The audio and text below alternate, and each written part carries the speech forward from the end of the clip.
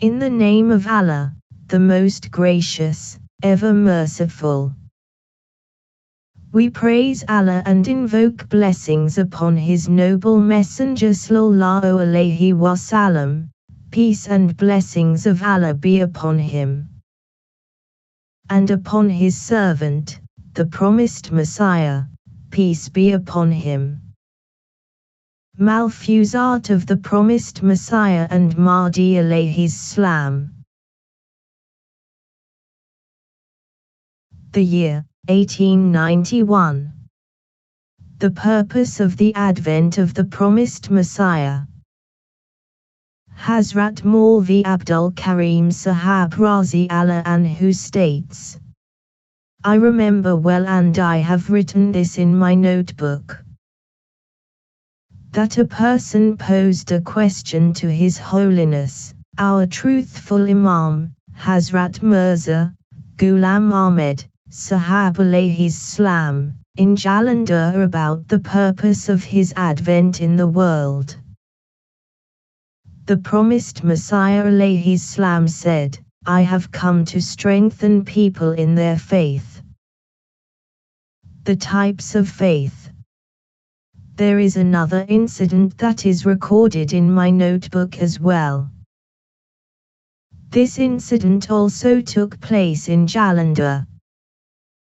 A member of our community, our brother, Munshi Muhammad Arua Sahab Razi Allah Anhu inquired, Your Holiness, how many types of faith are there? The promised Messiah alayhi salam gave an immensely beautiful and subtle response. There are two kinds of faith: rudimentary and refined. Rudimentary faith is to remain in practicing the fundamental principles of religion without any deep insight, Deen al-Ajah is, and refined faith is to follow me. The year 1895. Respected Mufti Muhammad Sadiq Sahab Razi Allah Anhu writes, even in the year 1895, when I would visit the promised Messiah alayhi salam, in my eagerness, I would record his holy words on a piece of paper and take them to Lahore, where I would read them out to our Ahmadi friends in our weekly meetings. I present here some of my recollections from that time to readers. In those days, since exact dates were not recorded, I put forth all of these words undated.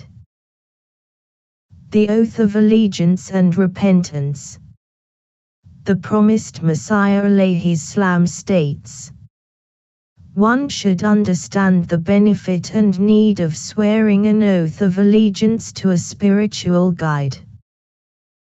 Until the benefit and worth of a thing is known, its value cannot be appreciated. For example, a person possesses diverse forms of wealth and property around their home, comprised of rupees, paswas, cowries, and firewood, etc.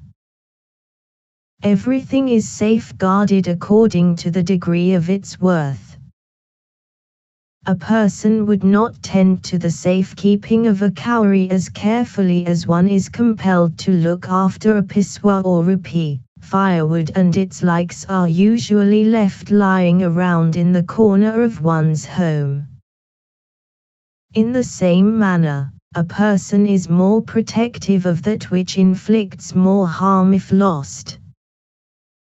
Likewise, the outstanding aspect of swearing allegiance to a spiritual guide is repentance, tawbah, which means to turn back, ruju. Repentance refers to the state when man forsakes the ties that bind him to sin.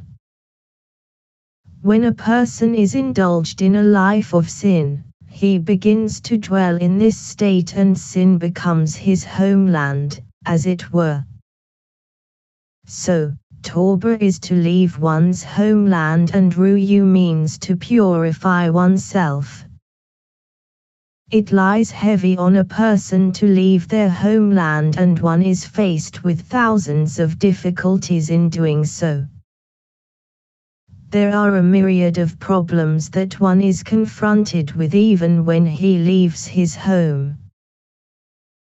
But when it comes to migrating from one's native land, an individual must sever ties with friends and loved ones, and bid farewell to everything, such as his hearth and home, his neighbors, the streets and alleys of his prior homeland, and its place of business.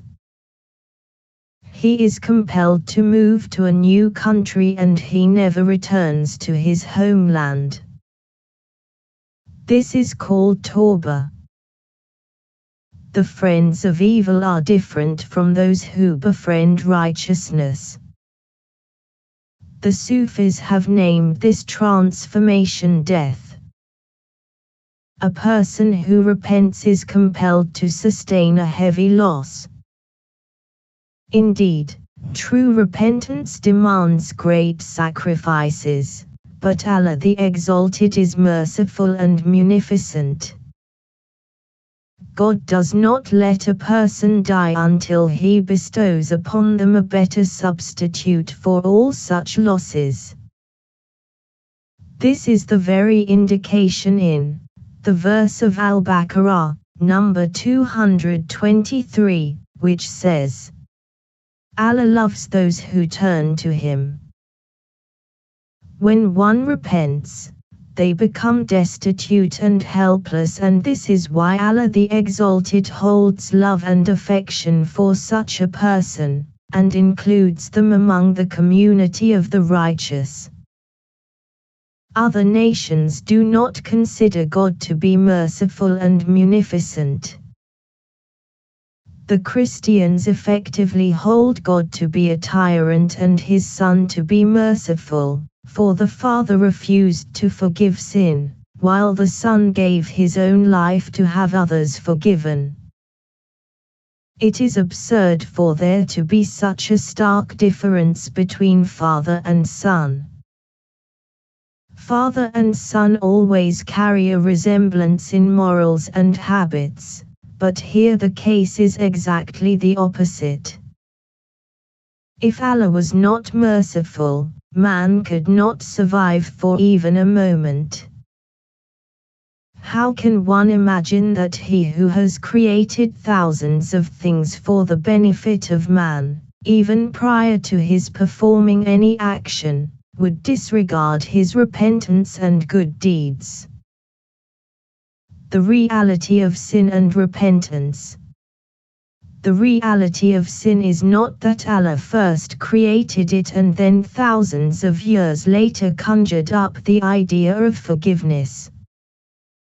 For example, a fly has two wings, one containing poison and the other its antidote.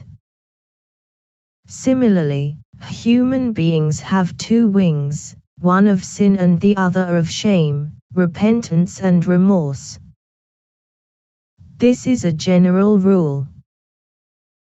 For example, if someone were to violently beat a slave, remorse would overwhelm such a one. It is as if both wings move in unison. Poison is not without its antidote. Now the question is, why was this poison created in the first place? The answer is that although this is a poison, if harnessed, it possesses remedial properties. If sin did not exist, the venom of vanity would surge forth within man and lead to his ruin, but repentance prevents this from happening. Sin protects man from the calamity of arrogance and conceit. When the Prophet Muhammad ﷺ would seek forgiveness 70 times in one day despite being sinless, how great an effort should we exert? Only one who is content with sin does not repent. An individual who considers sin to be evil will ultimately refrain from it. It is narrated in a hadith that when a person weeps before Allah time and again to seek forgiveness, ultimately, God says, "I have forgiven you, now do as you please." This actually means that the heart of such a one has been transformed and thereafter he shall feel an innate aversion towards sin. No one who observes a sheep eating filth is driven by greed to consume filth as well. Similarly, a person who is forgiven by Allah will never commit sin. Muslims instinctively abhor the flesh of swine, though they may be indulged in thousands of other unlawful and forbidden things. The wisdom in placing this form of disgust in Muslims is to illustrate that mankind should develop a similar revulsion towards sin.